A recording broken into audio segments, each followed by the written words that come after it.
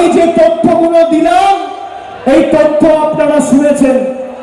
এখানে মিডিয়া রয়েছে, আপনাদের হাতে হাতে মোবাইল ফোন রয়েছে, আমার কথা রেকর্ড করছেন। অমিত শাহকে বলবো, আপনি চ্যালেঞ্জ নিন যে আপনার বিজেপি ডবল ইঞ্জিন সরকারে মানুষের জন্য একটা রাজ্যে আপনি উদাহরণস্বরূপ যদি আমাকে দেখাতে পারেন মমতা বন্দ্যোপাধ্যায়ের সিকিভাগ কাজ করেছে, আমি রাজনীতির আঙিনায় পা রাখবো না।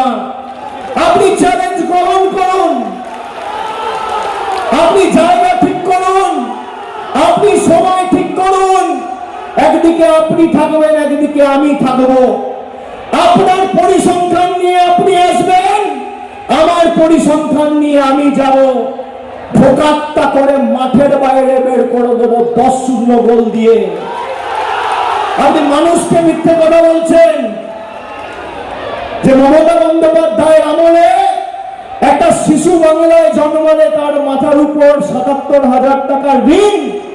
আর নরেন্দ্র মোদীর আমলে তার অধীনে যদি একটা বাচ্চা ভারতবর্ষে জন্মগ্রহণ করে তার মাথার উপর 1,44,000 টাকার ঋণ। দায় কার? আমাকে মিথ্যা প্রমাণ করুন, মানে এই মাঠে এসে মথুরাপুরের মানুষের কাছে নিঃশর্ত ক্ষমা চান। হয় আমাকে মিথ্যা প্রমাণ করুন, নইলে ক্ষমা চান। আর মানুষ আগামী দিন আপনাদের জবাব দেবে। এই রাজ্যের মুখ্যমন্ত্রী আজকে তৃতীয় দিন তিনি কলকাতার রাজপথে ধর্নায় বসেছেন সাধারণ মানুষের ভোটাধিকারের স্বার্থে। আপনারা জানেন আজকে এই যে সভা আমরা মথুরাপুরে করছি, মন্দির বাজার বিধানসভা মথুরাপুর 1 নম্বর ব্লক, এই মাঠে এই জায়গায় একই মাঠে আজ থেকে 5 দিন আগে দেশের স্বরাষ্ট্রমন্ত্রী সভা করেছিলেন। তার বক্তব্য আমি শুনেছি। তিনি 30 মিনিট বক্তব্য রেখেছেন। আমি অত্যন্ত কৌতূহল নিয়ে দেখছিলাম।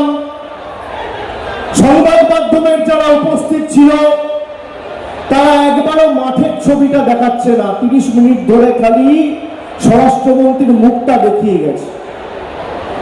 তার কারণ মাঠের যা পরিস্থিতি ছিল আর এদের পরিবর্তন যাত্রায় যা ভিড় হচ্ছে, একটা গ্রামে যদি জেসিবি দিয়ে মাটি কাটা হয় সেটা দেখতে তার থেকে বেশি লোক জড়ো হবে। চায়ের দোকানে সকালে আড্ডা মারতে বেশি লোক জড়ো হবে। আমি আর সংবাদ মাধ্যমের বন্ধুদের বলবো, আমার মুখটা না দেখিয়ে মাঠের ছবিটা আগামী 20-25 মিনিট দেখাবে।